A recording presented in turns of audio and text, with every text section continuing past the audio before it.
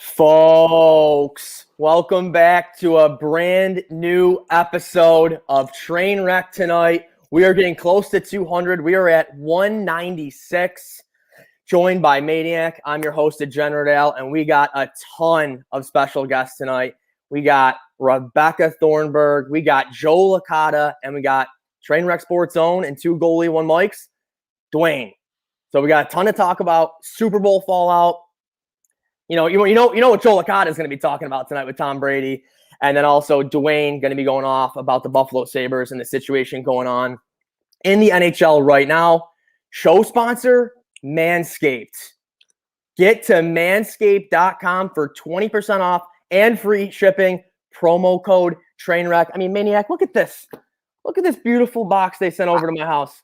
Have you seen the chat so fired up about something, Al? I mean, one season ends, the Bills season comes to an end, but now it's Manscaped season here at Trainwreck Sports. We're going balls to the wall. Promo code Trainwreck, right, Al? Yeah, there's some things I've never heard of. Ball toner, foot duster. I didn't know foot duster. You have deodorant for your feet. I mean, I guess that's something I could use. Yeah, well, listen, we could all use a little deodorant from our feet now and then, and make sure you get it done at manscaped.com. Again, promo code Trainwreck. And speaking of get it done, Al, I mean, I hate to say it, Tom Brady, he did it again. He did it again. I cannot believe it, to be honest. I'm still, as of right now, I'm still pissed at myself for fading Tom Brady, being the square, taking the Chiefs. When Tom Brady's an underdog, and when the public's against him, that's just not right. You know what I mean? It's something that I never should have done. I totally regret it. I mean, I was on the under, but it's just, very disappointing to not be on the right side in that game with how shitty that game was. Yeah, no, you're absolutely right. And the one thing I'd say is that even if you thought that Kansas City was going to get blown out, nobody had Patrick Mahomes not scoring a touchdown and that Kansas City offense not scoring a touchdown all game. Tampa Bay defense, literally, for lack of a better term, just went 86 Bears those last couple games of the playoffs. They were unstoppable. They were getting penetration up front, and they were making it easier for Tom Brady in that offense, no doubt. Yeah, and like you said, no Chiefs touchdowns, 0 points in the fourth quarter from both teams combined. I mean, the under was just the freest of money with a total of 40 points. And I think the reason why I feel so stupid, too, is just because I didn't even really take into account the Kansas City offensive line injuries. I mean, Mahomes was running for his life all game. And just pretty depressing. That's how it had to end. But Tom Brady with big number 7, and we got some, big time guests tonight that want to talk about it. Yeah, speaking of someone that's not depressed about it at all and is on cloud 9, let's bring her in here. We're talking at Becca Thornburg. I mean, what is it? Cloud 9 times 7 now with the 7 Super Bowl? Literally, it's just so wild because starting in March when he left us, Tom Brady, it was like, oh my God, I'm so sad. Like, what are we going to do? To the Super Bowl where it was just so inspiring to see him get number 7 and just how good he looks, how well he played, and how he literally took that 7-9 team and made them Super Bowl champions. Like, it's just the story. Oh, I can't talk more about it. I'm so happy, as you could tell. He's just my dude, and I grew up with him, love him through and through. I know you guys hate him, like absolutely hate him, which I think is hilarious. I mean, he cheated, so like he didn't. He didn't. There is no facts to support Deflategate. I'm sorry. I show them to me and I'll believe them, but there's zero. There's none. Okay, would you say by ratio you were 3 or 4 times more excited for Tom than Gronk, or was it equal? What was the elation there? Okay, so when Tom Brady left us, I kind of understood because he needed more money. We had no receivers, and he wasn't going to get it done here. Let's be real. We went to 3 Super Bowls. We didn't have any money left for him. I get it. So I was like, okay, I love you. Continue. But I wish you retired with us, and just rode off into the sunset after the Rams Super Bowl. With Gronk, it was kind of like an inside baseball situation, which I didn't appreciate. It was like in April, he goes, yo, Tom, I'm joining you in Tampa. And I was like, excuse me? Like, you retired and now you're coming back because Tom's in Tampa? Like, I don't know. I just had a bad taste in my mouth with Gronk. Even though I do love him, it was just dude, what are you doing? You know, I didn't like it. And then, of course, the season, and he opens his mouth, and he's just so hilarious, and he's so cute, and he's so like Gronk. He's just hilarious. You can't hate him, you know? And he played amazing.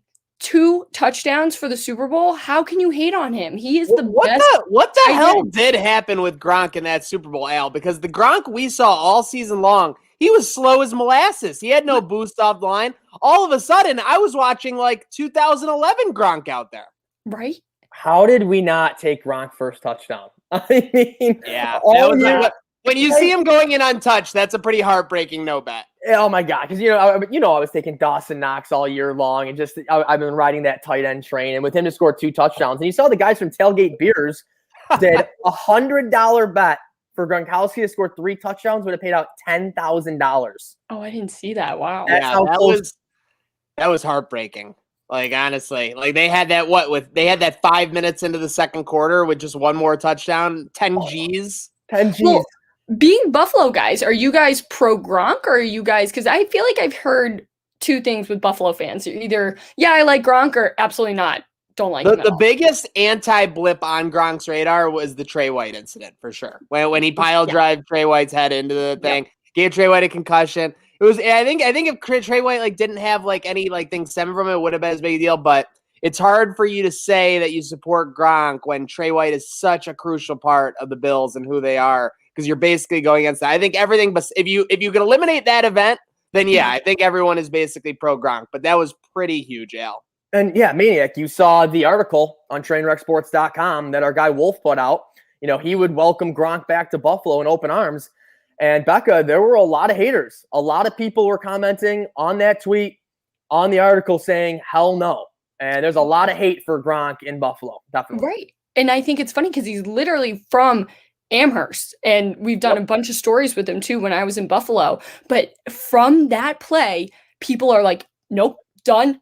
Screw you. You hurt our Bills. I'm done with you. And that has been kind of shocking to me, to talk to people that are just like, nope, he's from Buffalo. Yeah, but he did that. No. I mean, how do you feel? How do you feel, Maniac? Our loyalty is very fierce. It's like our passion for the Bills is so strong that I'm not like there's no logical decision making. Literally, that's what I would say. It's just, if you did something that endangers the welfare, the well-being of this organization, then yeah, we completely forget the fact that you were born and raised here, that you always, I mean, Gronk always represents Buffalo well. Like, whether you want to say it or not, he's always like, he's not saying like anything bad about it on a mainstream or anything like that. He always, he always comes back when he can. Obviously, pandemic's a little bit different time to be traveling doing that. But yeah, I mean, again, I would have to stay with the loyalty of Trey White, even though Trey White and I have a huge rivalry, as we all know. I mean, he's very jealous of my muscles. I don't blame him. Sure. But with that said, speaking of muscles, speaking of delicious food from the Super Bowl, Becca, how was that Super Bowl spread where you were? Where did we go? We went to my friend's house. We actually got Chinese food, so it was kind of Chinese random. food on the Super Bowl. I don't know. We were we were super hungover too, so it was just it was a Chinese food type of day. We got buffalo chicken dip too, of course, but we got like 6 inches of snow too, which here it's kind of a big deal, but I know in Buffalo it's not. So monster deal. By the way, I was snooping around, but we'll get to more to snooping in a second. But someone had you were out on a rooftop this weekend. Was that the source of the hangover? Yes. So one of my best friends, Katie, moved from Arizona. We're all living in Boston. So that was our first weekend home. And so we were like, let's go all out. And we got a little igloo. So we were still COVID safe. Yes. And it was just us 6 in an igloo. And it was so fun just to be with her again and to be with the girls. Had a good time. I mean, obviously, and you said with the numbers, 6 of you guys doing so safely, making sure that numbers, parameters, everything's adhered to. Right. Love to see it, Al. I mean, things are moving. I don't want to jump the gun, obviously, but it seems like numbers moving somewhat in the right direction. Yeah, but it's still definitely a weird Super Bowl. Like, I mean, it's like, didn't do anything with, no family parties, no parties in general, just stayed at home. So, yeah, but you're right. You guys, like the crowd, when you saw the crowd, me and my friends were like, why are there so many people in the Super Bowl? Are they not doing COVID restrictions? And then they saw it was like all the cardboard cutouts. Oh, yeah. but it totally got me. It looked like real people for a second. I could definitely see this year, like them doing alternate like cardboards every other seat because like Al, even when you remember with the Blue Jays games, they would have stands full of cardboard cut out. One person would be moving, and it would make it seem like the whole thing was real. Yeah, Right. I agree with you on that. It did look funky in the beginning. That first like 30 to 60 seconds were like, Right. yeah. Even Christy was like, "How many people are there?" I'm like, "I thought it was only 22,000." Most definitely, only 20,000. Speaking of numbers, before we let her ride off into the New England distance here, we got to bring up something here with Thornburg. Where is it? Where's the brand? We are bringing up. If you haven't seen it yet, I mean, listen. Some of us, if you're from Buffalo, you might not love Boston. It might be a fair take, but if you have any interest at all, you got to check out the work that Becca Thornburg is doing. Check out these pronunciations of Boston names from her father. We got the clip here. Let's play it. Towns properly. Gloucester, Gloucester, Worcester, Worcester, Leicester, Leicester, Peabody, Needham, Haverhill. And that's the way you say them. Oh my God. And that's the way you say it. I love it's like he's reading me a bedtime story. Well, that's the thing. And I was like, Dad, I need you to do this. Like, I had to convince him because obviously not many people want to go online. But I was like, Dad, just say them. That's all you have to do. Wrote it on a big piece of paper and he did it. And I was like, this is content gold. But that is literally like how he says them. There's no like he has that accent 24/7. It's hilarious. Leicester. Leicester, Gloucester, Worcester. Bartender. They're all the same. I mean, Becca, before we let you go, I do got to throw a little shade. I think that there has been a kind of a romanticizing of this Super Bowl by Patriots, Tom Brady fans. They've kind of taken it as one of their own, but I'm going to let you enjoy it. I'm not going to call you out on that blatantly and put you on the spot there. I will say I'm 24 years old. Tom Brady's been in the league 21 years. For me, Tom Brady and the Patriots are so synonymous. So when I say I'm a Patriots fan, I'm a Tom Brady fan. Like Tom Brady and the Patriots are very even playing field for me. So seeing him in the Super Bowl, he's my guy. That's my quarterback. That's who I want. I want him to be the GOAT of all GOATs, which he is. There's no discrepancy anymore. I agree. So I think a lot of younger, like my dad didn't want Tom Brady to win. He didn't even want him to go to the Super Bowl because he didn't want him to win with another team. Where my generation, that's my kind of Patriots, and I'm loving Father Thornburg right there. Tom Brady is Tom Brady. How do you root against the guy? Belichick lost this breakup. Can we admit it? Oh my God! Don't even get me started. I am so angry at Bill Belichick. He really needs to. Oh, that's what I like to hear out of Patriots fans.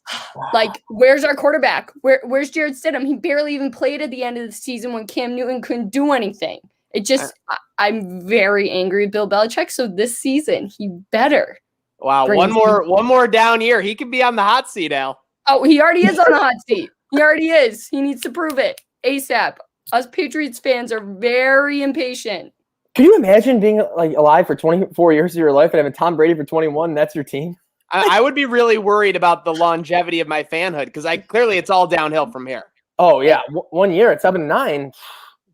Yikes. No, I don't allow it. It's not okay. We need results. We need wins. It's all, we're a winning franchise. Period. Speaking of results, period, that's what you get when you follow at Becca Thornburg on Instagram, on Twitter. Make sure you're giving a follow. It's more than just Patriot stuff, folks. It's a lot of good content like the Gloista, Loista you just saw there. Make sure you're following Becca. Thanks for joining us. Guys, this was so much fun. Thanks for having me. Thanks, Becca. Big fans of Trainwreck Sports, too. You guys are awesome. Good night now, Becca. Appreciate you. Have a good one. Oh, gosh. And who? Oh, no. What'd you do? Oh, I don't know. And who do we got next? And speaking of Tom Brady fans, number 0001, line it up right there. What's up, fellas? How you doing, Joseph? What's up, Joe? I'm doing well. Sports are back, so we have basketball practice today, so I'm happy. Very nice, very nice. Before we get into the talk, Joe, of all your Brady love and with due respect to the time and Tigers tuning in, your Brady boner, which probably hasn't gone away yet. I do have to say, on National Pizza Day, my pizza never hurt nobody. You making this pizza? I love Al. I don't know if you know this, but I love getting texts from Maniac, just random Sopranos lines or clips all the time. It's incredible. I just finished Sopranos for the third time a couple weeks ago. I think I'm at 6. I just finished it last week. The greatest thing I've ever sent Joe was a parody version of Stan that I found that was only Sopranos quotes and somehow rhymes perfectly. It's unbelievable. Oh, there's so many good one-liners. It's incredible. I should really have a picture of Pio Mai hanging in my house, but I don't. We should get you. We should get you one for sure for your office time. Yeah. But without further ado, Joe, we've come for the beatdown of Brady talk. So give it to us. What were your thoughts on just seeing this whole season? Nobody thought he was going to do it. The Vegas odds at the beginning of the season had them 3rd, 4th, 5th in the NFC. I mean, what can you say? It's I mean, you guys know I'm a Brady guy. I'm a Brady fan, obviously. A few years ago, I bought a Sunday ticket so I could watch. I would watch a lot of the Patriots games, and I would watch all the Raiders or Bears games wherever Khalil was playing. So I was always following along. And then this year, the Bucks were on TV a lot, but I watched every single one of their games. So it was cool to see them grow into what they were towards the end of the season. I mean, they struggled. They struggled at the beginning of the year. People expected it, but nobody really expected what they were capable of doing. So just to see them put it all together and really start to just trust Brady and let him really run the show, especially after that bye week, it was awesome to see the way they grew into it. Their defense is incredible too. I mean, incredible. We're saying, they had the greatest transformation down the stretch. They went from just like a average to slightly above average, like playmaking defense. All of a sudden, you couldn't run on them for more than 3 or 4 yards a carry, and that front was just straight ferocious. Yeah, I mean, their front four is ridiculous. I mean, absolutely ridiculous. I mean, JPP was playing out of his mind. I mean, even like Ndamukong Suh was rejuvenated, it seemed like. He was playing incredible. Devin White is a player. Yeah. People were saying that they're going nuts. Oh, Devin White's better than Milano. Devin White's better than Edmonds. Devin White is like a top 3 linebacker in the league now after that run. He's unbelievable. And I'll be honest, I didn't really know who he was last year. And then just watching all their games this year, I'm like, wow, who is 45? He's unreal. And then Antoine Winfield Jr. on the back end too has been, he played very well. Most definitely. My question for you, Joe, this would have been a perfect opportunity for Brady to ride off into the sunset. He outplays Mahomes on the grandest stage, something that people didn't think he could do once, Mahomes got that Super Bowl. You think he really has another one in him? Like, I hate to say it as a Bills fan, because obviously we're optimistic now that our team will be in the Super Bowl next year. Our team will be playing for a championship, but can he really keep doing this? Is there never going to be any kind of like significant fall off? I think there will be fall off eventually. I mean, Father Time is undefeated, but he's got a hell of a battle on his hands with Brady. Eventually, yes, he will go, but he's got gas left in the tank. I mean, his arm strength's all there. Everyone who's saying he's falling off a little bit with the arm strength, that's not. He's getting the ball out of his hands way quicker than he ever has. Yes, his footwork is still incredible. His movement in the pocket is still incredible. He doesn't get hit. He doesn't take hits. So I mean, he's 43. He'll be 44 next year. I mean, he's got at least 2-3 more years playing at this level. I mean, he threw 40 touchdowns at 43 years old. That's insane. It's insane, and they have the 3rd best Super Bowl odds next year. Yeah, they're 9-1 to win the Super Bowl. It's what is it? Chiefs, Packers, and then Bucks, and then I mean, if you were to ask me to bet my entire savings account on will he win one more or will he win 0 more, I'd probably bet that he'll win 1 more. If I had to. How do you bet against that guy? I mean, yeah, that's a fair bet. I mean, and one that, or fair question, and one that Al has been asking himself numerous times over the last 36 hours. Listen, I'm not a gambling man, but I would have stayed away from that game. But honestly, if I had to, I'm putting it all on the Bucks. I would have put it on the Bucks. You can't bet against the GOAT. Cannot bet against him. Can't do it. No, and then what? And he won't. And the NFC South, you got to think, is going to be a little bit easier next year. No Breeze. The funniest thing too was coming into this year, like we talk about the odds being off. They were like 7th to 9th favorite to win the title. Obviously, not a top 5, but they were underdogs in the division, and they lost the division.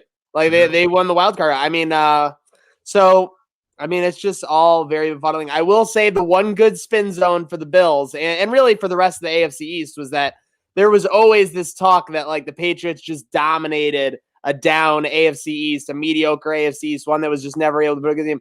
The proof is in the pudding. Brady just can beat any team when he goes out there any day. And that's just a fact. That's just a fact. Right. And I think I've said this to you guys before, and it's kind of a weird mentality, but it's a great excuse for the Bills for 20 years of, and I don't mean to offend anybody, 20 years of a bad organization.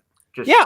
I would spew 3 to 4 years ago before they, did that when you factor in the Brady factor of like never being able to win the division, basically when he was healthy for 16 games, which is fair. That would have been any division. It didn't matter where it was.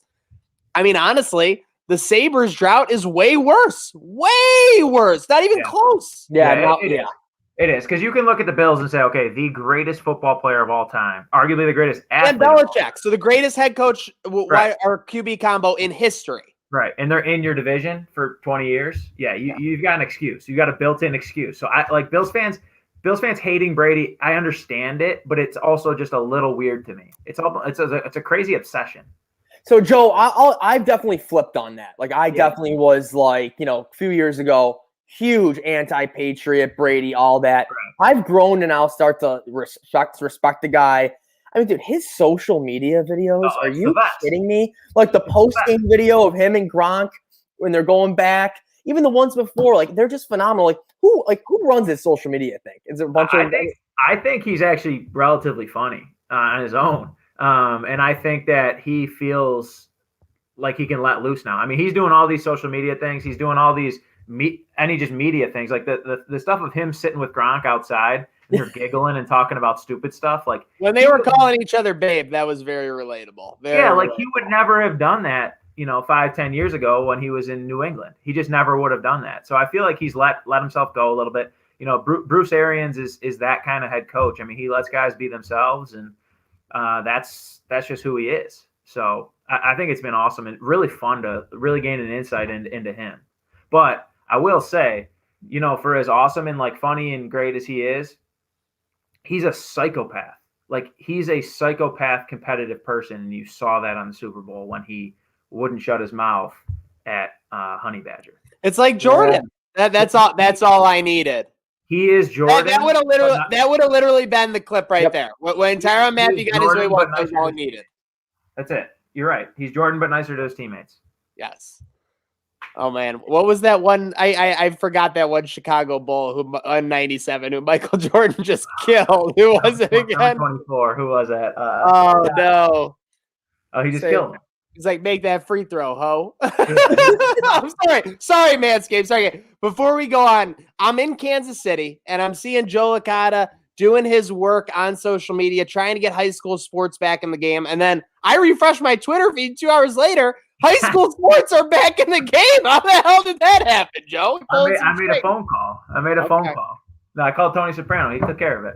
No, I don't know, but we got lucky. I mean, listen, everybody wants to hate on, politics and all that stuff. We got lucky, and there's a lot of great safety aspects in place, and the athletic directors across the state and all the people working for ECIC and the New York Health Department and everybody. They found a way to make it work and realize, it's important for these kids to be able to play and have an outlet. And, so I'm just happy it got to work. Most definitely. Well, we are looking at covering, I mean, let's face it, this year we had to take a step back and see what's what we can cover. And I know that in the discussion in Trainwreck Sports, we were talking about a lot more high school coverage going forward, Joe. So we might be pinging you about that. Hey, you guys got a spot over at 601 McKinley Parkway. Anytime you want it, come cover a basketball game, come cover a football game. Come on. Can I be in the middle of the student section dressed as a tiger? And I'm not saying this because I'm involved at the school. Obviously, we have the best student section in Western New York. So, wow. like That is big talk. That's big talk. Our home court for basketball, it's an old school Catholic school, so it's an auditorium. So the odd seats go right up into the court, and then there's a stage on the other side. So we sit underneath the stage, and the fans sit right across, and it's just a soundboard. So our fans just get on everybody. It's one of the best places to watch a game. Center Court actually said it's the best home court advantage in Western New York. I would love to experience that student section. It's incredible. It really is. The pride that I took in high school to get the Clarence High School student section fired up and to go to games and to be standing the entire time and be going nuts. I would love to see something like that. Yeah, it's really incredible. You know, we're a smaller school and we're all boys too, so there's just like a different brotherhood and different pride in that. It's different. I mean, I went to Will South and I loved my high school. I loved everything about it and had a great high school experience, but I'm telling you, this is different. Wow. I will say that you saying this is the number one student section in Western New York just unleashed a nuke in the comment section. I love it. Ty B wants to get courtside McKinley Parkway. That's okay. Kurt Helmister says, Joe, that's awesome. He's in an airport in Tampa Bay right now trying to take you to school. Come on, Kurt. Okay, but hey, Joe, appreciate you signing on with us. Anything before we let you go?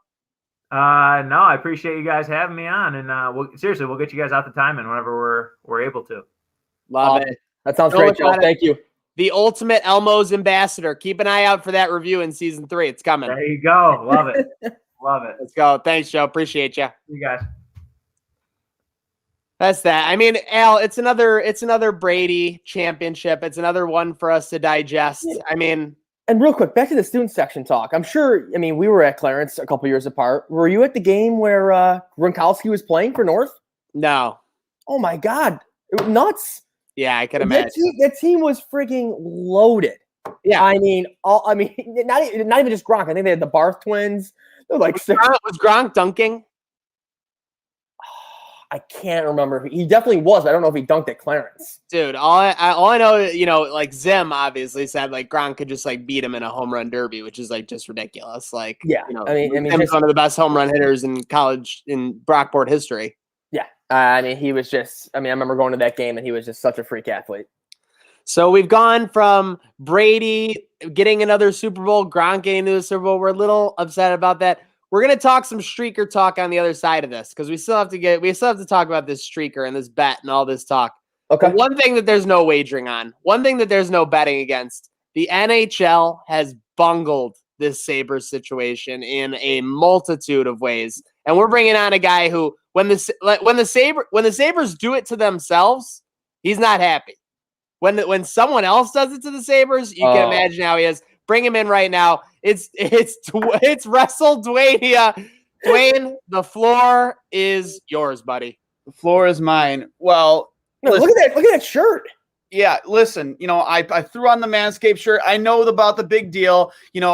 Big deal with Manscaped. 20% off your purchase if you use the code word Trainwreck. Awesome, great. But what the real issue here is, how long has it been since I've been on this program? It's been like 2 months. Yeah, it's garbage. It's trash. This is garbage. I haven't gotten my massage chair yet. There's no pizza logs, no mozzarella sticks. All that Picasso's pizza being consumed. I don't have a Picasso's pizza here in Tonawanda. I don't know. I gotta drive like 40 miles to get the one. Where is it? I mean, you tell me, Dwayne. You tell me. It sounds like our handling of your Picasso's went about as well as Gary Bettman's handling. Yeah, exactly. Yeah, let me get me started on that. I have zero issue, talking, criticizing the Buffalo Sabres. But when it comes to Gary Bettman and NHL, that takes me to a whole different level because me and Gary have a lot of bad history dating back to '99. Let's not even talk about that. Or a few years later against Philadelphia, Phantom goal. Let's not even talk about that. Gary Bettman. The very moment the very moment that 5 Devils players were put on the COVID protocol list, and then the very next day, Kyle Palmieri is put on that list, and you still think you should have played that game? It was still okay for Bill Daly to give the green light to the Buffalo Sabres to play that game, to the New Jersey Devils to play that game. I don't even hold that much ill will against the Devils. It's really the NHL. That's the problem. And And the very fact that they greenlighted that game is an embarrassment, an absolute embarrassment. You had an entire year to watch how the NFL handled things. You were able to watch how the MLB handled things. And for real, like that's the first time this happens, where in between a home and home with this, was it a back-to-back? No, it was 2 and 3. It was 2 and 3, 2 games in 3 nights. The very first time you're shown this problem is you're confronted with this. This is how you handle it? Yeah, throw them out there. They'll be fine. Yep, it'll be all right. First off, there's so much more traveling in the NHL than there is in football. There is there not? There's so much more traveling. Yeah, when you're playing games every 3 to 4 days and you're going to different cities, for sure. So much more traveling. You're so much more exposure to the public, to the general public, to different arenas, different facilities. You're in my opinion, closer quarters than you are with the NFL. I mean, even though the rosters are bigger, you're in closer quarters. The locker rooms are much smaller, especially the visiting locker rooms. It's just a travesty, man. It's just, but the NHL had an opportunity here to really, after the way things went in the bubble up in Canada for the playoffs, you had a good opportunity to piggyback off that and do very well with this. And honest to God, it's been an absolute dumpster fire, Bill Daly and Gary Bettman, an absolute dumpster fire. And the very fact that, from the information that Bill Daly gave to Kevin Adams per his interview today, his press conference today with the media, he made Kevin Adams feel comfortable with playing this game when he greenlighted it. You just had 5 players go on the COVID list. What do you mean? How could you feel comfortable with that? And what they're doing, listen, I know the health of all the Sabres. I know the health of Ralph Kruger is paramount. And obviously, we want speedy, full recoveries for all of these guys. But poor fucking Kevin Adams, man. I mean, this guy is learning how to be a GM on the job. And he's got to balance dealing with the league and their, for lack of a better term, bullshit about how this was all handled. And Buffalo media, which, by the way, is no walk in Delaware Park. No, literally when you have people in the media like Paul Hamilton, like Mike Harrington, for example, who are gonna go for the jugular when it comes to things like this, you really want to make sure your I's are dotted and your T's are crossed. And we just didn't. If I'm Kevin Adams in that situation, and I know that 5 players, I mean, I'm not gonna place any blame. I'm not going to place a ton of blame on Kevin Adams here.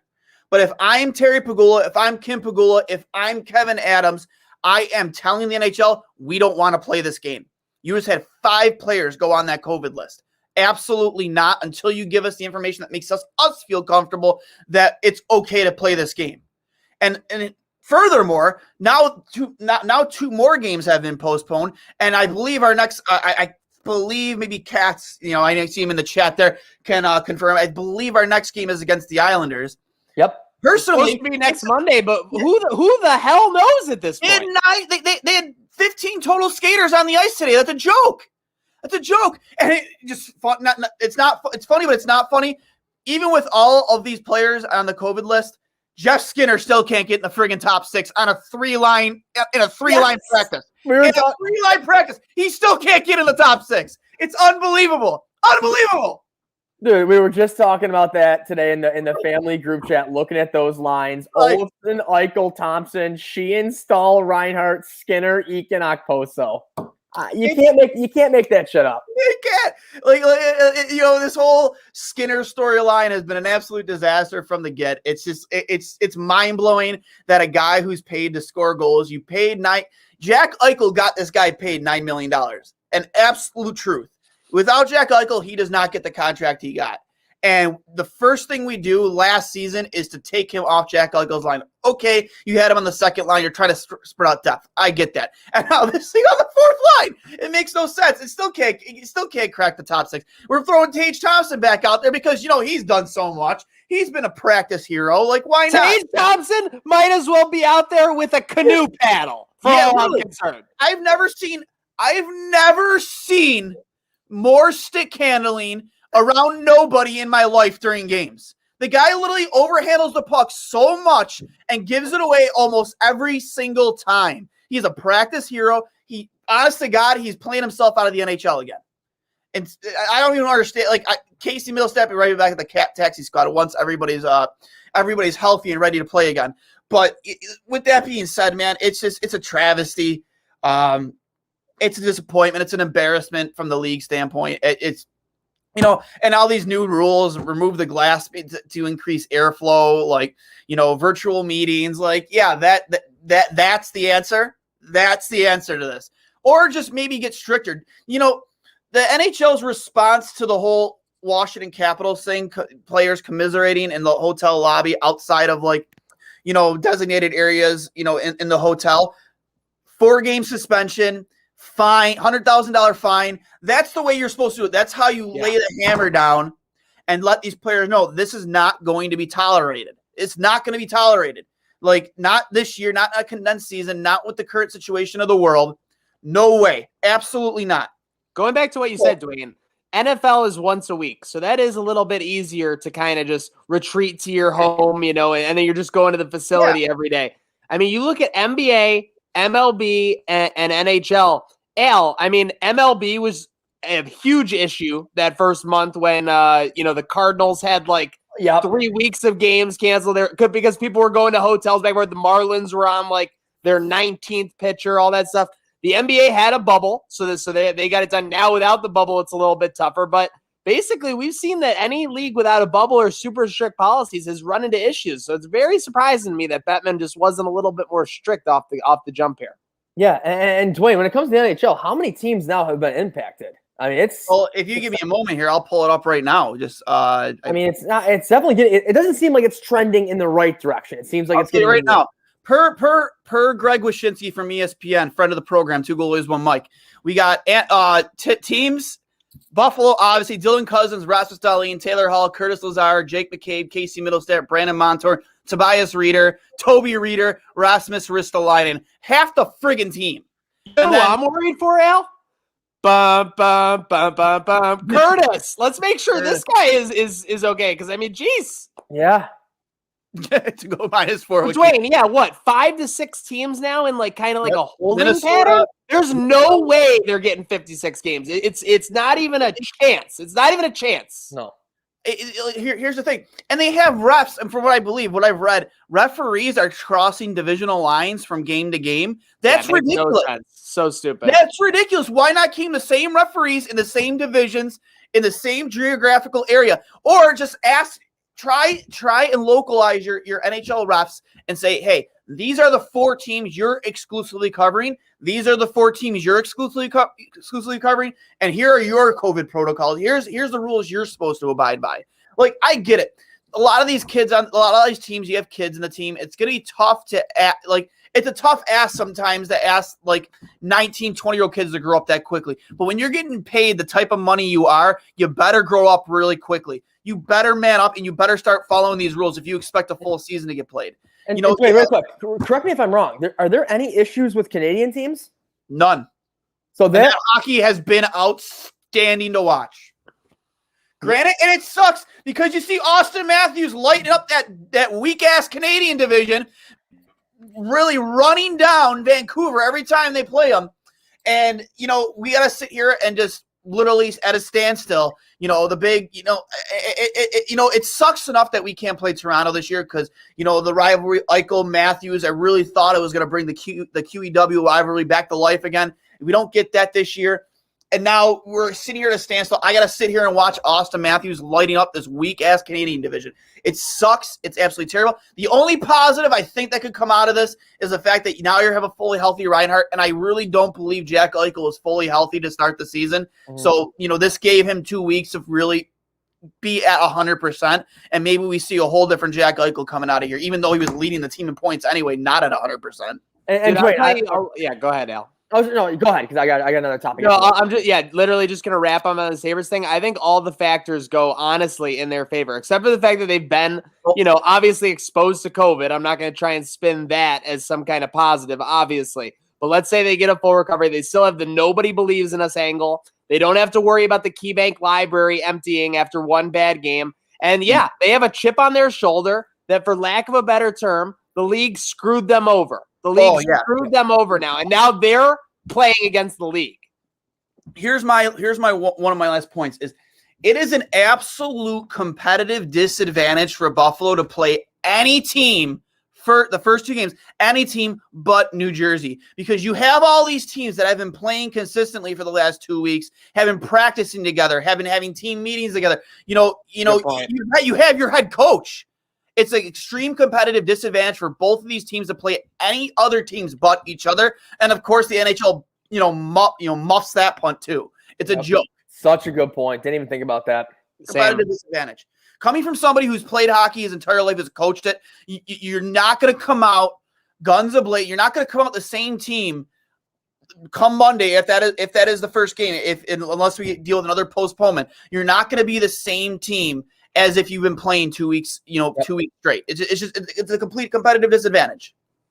So, Dwayne, I know you were talking about the Leafs, playing in that weak-ass division right now. And weak-ass goaltending, yeah. Yeah, oh, my God. You look at the Oilers, Canucks, Senators. My God, the list goes on and on in that division. But I wanted to ask you, when it comes down to the playoffs, when will the American teams potentially face off with that Canadian division?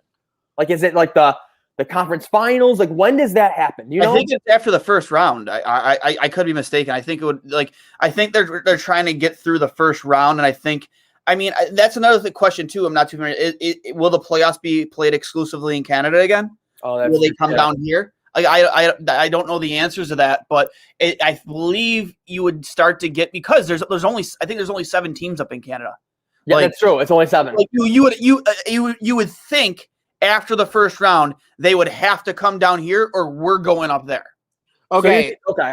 The top 4 teams in every division face off for the first 2 rounds of the playoffs. Yes. So that's the biggest thing. And then after that, it's reseeded based on regular season point totals. So they're saying that could be like crazy. Like you could easily get like a Toronto versus Boston Stanley Cup Finals, like if that happened, like, which would be absurd based on the rivalries of teams in the history. I mean, it really would be crazy. The original 6 teams.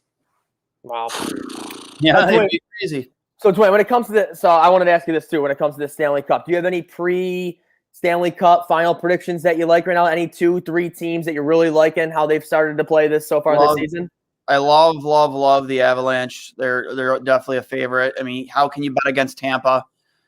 Even without Kucherov, they're still playing lights out right now. And Toronto looks really good. But here's the thing: they're playing in that division. How are things going to shake out when they start? That's going to be the interesting thing. Is you have all these teams playing within the same division for 56 games, and now you're going to finally get a lot of this crossover. How is the Canadian division going to be able to handle that playing against? I mean, not again. I think the goaltending is so much better in the States than it is up in Canada right now. It's going to be a lot tougher, a much tougher task for any Canadian team, including Toronto. And granted, Toronto's look great. They've looked scary. But again, that goaltending, I think the best goalie in that division right now is probably Markstrom, who's playing very well. But, I'm not afraid of Freddie Anderson. I'm definitely not afraid of what's going on in Edmonton. I'm not afraid, I'm not afraid of more than half the goaltenders in Canada right now. And talk about a wagon right now. How about those Vegas Golden Knights? Oh, that's another team too. Like, it's just, they have possibly the best goalie duo in the league right now between Leonard and Marc-Andre Fleury. Yeah. I'm a big fan of both. I've always liked Flower. I have a friend in Vegas right now. And we were texting back and forth, and he told me that things with them have cooled down on Fleury, and it's probably the smart move because you see what Buffalo's going through now with goaltending. You have one reliable goaltender and one unreliable goaltender, so it's probably good to have 2 studs in that right now. Much like the way Vancouver was last season too, with Thatcher Demko and Markstrom. What Columbus, that's another team too. It's an absolute soap opera as Columbus. With what's going on there, it took Torts 2 friggin' games to bench Patrick Laine for a period and a half. Yeah, it's absolutely. Who didn't see that coming? Honestly, I honestly, yeah. But then you read a Harrington, and you're like, Harrington literally tweeted this out today. He goes, "If you think Buffalo's a mess, you should see the soap opera going." I would love a soap opera where we've been in the playoffs for the last. Yeah, so would I. I'm sure Columbus fans are frustrated with Tortorella. I think there was a lot of fallout last night due to the line 8 benching. But I mean, geez, Tortorella's a friggin' winner, man. Like he gets results. Like it was like when Lindy Ruff did something in the late 2000s or the early 2010s. Like you had faith that the decision he was making was right because he had the resume to back it up. But it's true too. You know, with Torts, there was a good story when we had Steve Shields on for Two Goalies, One Mike. Stevie Shields. Torts was an assistant with Rochester at the time, and he got in Steve Shields' face after a shaky game. And he said, Steve Shields was like, oh, he was berating me. He was telling me I was the worst goalie in the league, that I was this, I was that. And then at the end of it, like, mind you, Steve Shields is like 6'3". Torts is down here. He's looking up at Shields, and he's like, Torts goes, do you have anything to say? Like after everything I just said, he goes, well, I kind of want to knock you out right now, John. He goes, he says, no lie. He says, Torts put his finger into Shields' stuff. He goes, try it. I think try it. That's the guy, but that's Torts. Like, you know what I mean? Like, iron sharpens iron. That's a fact. It's true. And, you know, I here's the thing with Patrick Laine. The guy is a bona fide 40 goal scorer. He's going to score goals. Much like Jeff Skinner. I think Jeff Skinner is much better defensively, but he's not paid to play defense. He's going to get paid to score goals. And if, you know, this is like a preview of things to come for Patrick Laine in Columbus, his contract is up to this year. He's gone. 100%. He's going to walk away from Columbus. They'll still have Roslovic, which has been a great pickup for them. But I think Laine's gone if things don't turn around. Either it's going to be push come to shove. It's going to be either Tortorella or it's going to be Laine. And, you know, if they don't make the playoffs, especially if they don't make the playoffs, it's definitely going to be Tortorella. I don't see him lasting there another season if they don't make the playoffs this year. Yeah, I mean, Columbus right now, they have the 6th best odds to win the Central, with Nashville and Florida right ahead of them, and then Dallas, Carolina, Tampa Bay. That's a pretty. And a lot of these divisions too, these weaker teams like Florida, it's an advantage for them. It's definitely an advantage for them. Obviously, not with Tampa in your division, but you know where you're not having so much. You're not out playing the tougher West teams. You're strictly playing within your division. You know, with the exception of our division, which is extremely tough. I think ours is the toughest division in all of hockey. Yeah, the Mass Mutual underwent like the toughest transformation, right? Like we took away 2 easier teams and added 2 tougher teams. Yeah, it's insane. You know, you got the Devils, the Rangers who are struggling. But like I still don't think the Rangers are a bad team. They're fast, they're young, and once they figure it out and get it together, you know, when Quinn gets those guys all on the same page, that's gonna be a fun hockey team to watch. They have 2 phenomenal young goaltenders in that, Jorev and Shesterkin. The Islanders are a absolutely train wreck, boring to watch team. I can't stand it. Broken. Right in Dewey's mouth hole. You know he's watching this right now crying. And here's the thing. He knows it. He absolutely knows it. I love to pull the fake Long Island accent all the time in our group chats. You know, I'll send the audio message. But you want to listen here, cats. Your New York Islanders, they're a bunch of douchebags. Choking Sorokin. I can't wait till Jack Daddy Eichel, comes to Long Island and drags his nuts all over Barzell's face. It's going to be absolutely glorious, cats. How you doing? Seriously, we are going balls to the walls against those Islanders. Okay, go on. I was going to say, before we let Dwayne go, I was going to ask him, does he think that the Sabres make a move or like, because I know you've been pushing for a goalie for a long time, Dwayne. I've been pushing. Isn't it crazy that like you see the moves this team made in the offseason, and like I've been critical and I've applauded at Kevin Adams. But you know, you got Taylor Hall for 1 season. You traded for Eric Stahl. You got out a penalty killing specialist in Toby Reeder. Eakin and Reeder have been good. But Sabres Twitter hated Eakin and Reeder for the 2 months. I was on the fence. I was more or less on the fence about Eakin, because I know about the analytics. I'm not a huge analytics guy. I'm a hockey guy. I watch the games. I see what transpires. I get where analytics come into play, and I respect analytics. I know I don't know analytics as good as, you know, the next guy, but I respect them. But the expectation that people had for Eakin was so low. Yeah. Like coming into the season, and honestly, he has been somewhat of a breath of fresh air, depending on who he's been playing with. That has also played into it. When they put Okposo down that line, it was an absolute train wreck. But in Okposo, honestly, he needs to go right back to the taxi squad. He can't keep up anymore. If he's a fourth line guy playing 8-9 minutes a night, that's fine. But Ralph Kruger, for some reason, has a love affair with Kyle Okposo and just gives him bigger roles that he shouldn't have. How great is the taxi squad? Huh? How great is the taxi squad? If the players, it's great. If the players that should be on it stay on it. I can't wait till we can start going out to events again, and it's just like, oh, who's in our taxi squad? And it's like, yeah, right. Like you're grabbing an Uber. Yeah, definitely Yeah, ain't Pat McCain. For sure. But yeah, it's I can't wait to start being able to go out for games again. And yeah, are you guys itching to go to a game? I am. Like I'm. Of course. Oh I'm my itching to go God. to anything. Like literally, it's just been like.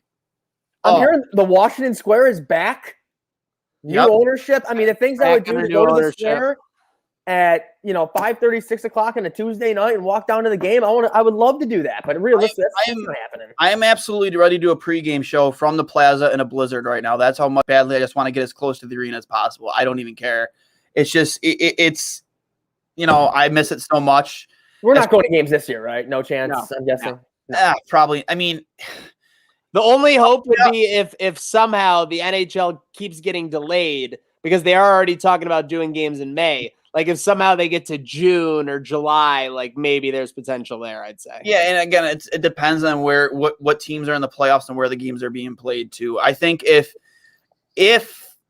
that's the thing, if we're looking at July, even August, I think if you're playing those games in the South, like down in Florida, I think you absolutely have fans, 100%, very very limited capacity. Yep. And we're this Buffalo Sabres are back. President's Day, Monday the 15th, national TV at the KeyBank Center, 7 o'clock, NBC Sports Network against the Islanders. It's a competitive disadvantage, man. It's not fair. It's just like another kick in the nuts to the Sabres. It's like, here, we're going to put you up against a team that hasn't been on pause for 2 weeks. It just makes more sense to me. It's common sense, if you ask me. Have those two teams just play each other again. Just have them play each other again and just let them get the rust out, the kinks out. Like it's just let them fight. Yeah, exactly. Like an extreme competitive disadvantage for both Buffalo and New Jersey to play anybody else but each other. Cats can't wait.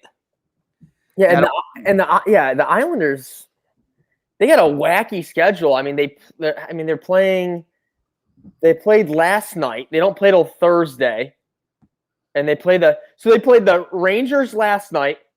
The Penguins on Thursday, the Bruins Saturday, have a night off, and then Buffalo Monday. Yep, that's just so Dwayne, I get that you're talking about like the reps, the practice, and everything, but there's no advantage at all for the Sabres playing a team that's playing the third game in 5 nights versus a team that's 2 weeks fresh. Yeah, it's. I'm trying to turn it into a positive. I'm not doubting you. I mean, it really. I mean, if they're coming off a back-to-back, I'd feel like. I mean, no, like or 2 and 3, I'd feel a little bit more comfortable. But I just don't see. Like I said this on the Crossing Swords podcast. I don't see Buffalo coming out victorious, at least in that first game. It's just, if you haven't been practicing with your head coach. You haven't had your full 4 lines, your 3 deep pairings.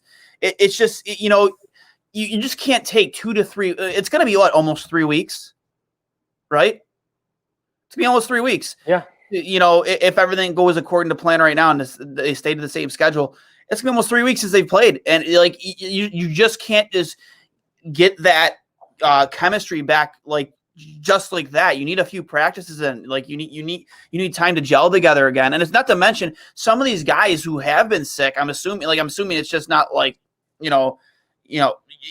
some of them, they're not just ready to go. Yeah, just ready to go. Yeah, like Ralph Kruger is not just going to hop on the bench like, all right, guys, I'm ready to go. Like, I'm sure he's going to be feeling the effects just as any player would. I haven't had COVID yet, not to my knowledge, but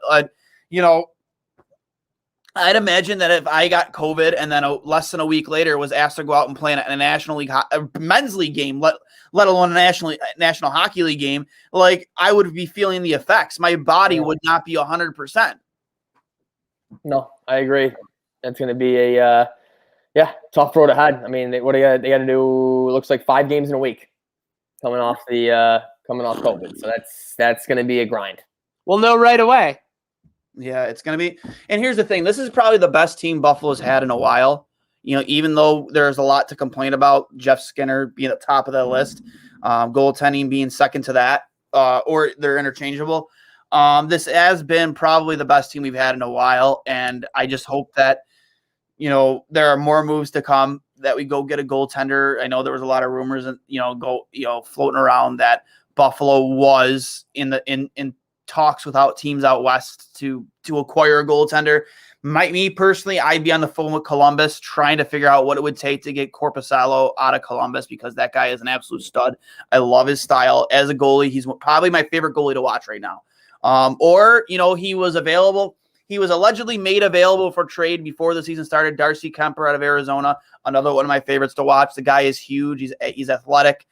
Very fun goaltender to watch play. I've liked him ever since he played in Minnesota when he was available to acquire from Minnesota. So give me either of those two guys in a trade. I'd be willing to honestly ship out quite a bit to those two guys in particular. Anybody else, no. I'm not giving up a lot. But those two in particular, absolutely. Get those guys in blue and gold. All right, before we sign off here, because we wanted to talk about him, the Super Bowl streaker, Dwayne, how much would someone have to pay you to streak at the Super Bowl? Oh, shit. You know what's funny? When Tristan first did it, if you pull up that side-by picture, it looks so much like me. Like, it's not a joke. If I was ripped. Oh, the guy? Yeah, I got you. Yeah, Tristan, the first of the Bills streaker. I actually got about 10 different text messages that day asking if I was okay if that was me. Like, I'm not. I see that. I can see that now on a side. Yeah, I thought you were talking about our Tristan Funnel guy. I was like, did he do a photo? No, you're talking about the guy at the Saints Bills game who streaked. Yeah, I literally got so many text messages asking if that was me and if I was okay. That guy was like a celebrity for the next 6 months. He was doing like appearances. He was doing everything. Yeah. It was super funny. I've met him a couple times, downtown. He's actually a pretty cool dude. But, for how much it would cost to get me to go do it? Cash money, suitcase, waiting for you right after you get out of jail. After 24 hours. Screwed out of that money, didn't he? Well, so this is the rumor. Al, you see how he was saying he like bet it or whatever? Yeah, I've heard rumors. This is just rumors that Bovada has deleted those accounts and taken back any available balance from those wagers. That's a rumor I've heard. I heard it was because somebody blew up his spot. Well, if they find out that you had a role in making that happen, they will absolutely void that bet. That's not even a question. I can't even, Matt, dude. It, probably, honestly, it's got to be life-changing money because you're taking a chance. Give me an amount, Dwayne. 500,000. Okay. That's life-changing money for me. I think 500K is totally fair. Like, if you told me you can go get like a nice house, you just have to run out naked. Nobody's probably going to see you naked. Like, yeah, but that's the thing too, is like your chance of never being allowed to go to another football game again. That's true. You know what I mean, that's the thing. So it would have to, I love the Sabres. I love the Bills too. I've been to a lot of memorable Bills games, but it's just, chancing. Obviously, you're going to get caught. $5 and I streaked out how much? Chime in the chat right now. We're winding down. We're in the final 2-minute warning at Trainwreck tonight, 196. Yep, how much would you have to be paid to streak at the Super Bowl? We're not, and this guy didn't streak. You wore like what, a singlet? Like that was he was wearing shorts and a bra. Yeah. Oh, that's like nothing. The shorts and a bra, I would do for like 100K. Like probably. Who was the announcer that announced it wasn't Kevin Harlan with the. Oh, that was amazing. It was really good. Totally amazing. We got a good value here. Mike Rotolo, $200. Yeah. Oh, Mikey, friend of the program, fellow goaltender. Absolutely, Mike. I'll split the dip. We'll each me and you $100. I'll do it. I don't care. We'll do it down Niagara Street, right near my house. Wow, you guys should both streak. One of you painted 2 goalies, the other one Mike. Right? Ass cheek to ass cheek. Who cares? Oh my God, Cat Surprise making it happen. But hey, shout out everybody for tuning in. Shout out for everybody joining. Becca Thornburg, Joe Licata 16, Dwayne S 39. Dwayne, any shout outs before we get out of here? No, just we got a lot of good programming coming up on Two Goalies, One Mic. A lot of good athletic interviews, and hopefully soon to come we'll have Steve Dangle. I've been talking back and forth with him. He's got a busy schedule up there with Sportsnet, but stay tuned for that. I'm hoping that'll be ready to go soon with the biggest hockey podcaster in all of Eastern Canada. Love it. Love it. Yeah, but again, guys, make sure Manscaped 10% off or 20% off. I think it's time for us to do some manscaping. If you want to do some manscaping, get to manscaped.com, 20% off, code Trainwreck. Let's go. There's so much coming up. I mean, we got the Australian Open, Al. You've got some big bets pending there. Well, I didn't want to blow you up, but I mean, I know you're. And by the way, I didn't even get to call you out, Al, from your blatant hedging of your Colorado Avalanche by putting the Vegas Golden Knights in that play. But we'll save that for another day. Folks, make sure you're following at Two Goalies, One Mic, at Dwayne S39, and of course, subscribing on YouTube to stay up to date all things Trainwreck, Al. Actually, one last thing. I had a buddy who won $53,000 on a prop bet, Super Bowl, 10 prop bets. What got them all? I forget what they're all, but he won $53,000. So he had to go 10 for 10 on props. 10 for 10 on prop bets and got them all. Wow, that's insane. That is crazy. I wish I would have pounded the under. But like Maniac said, we are wrapping up. Good night.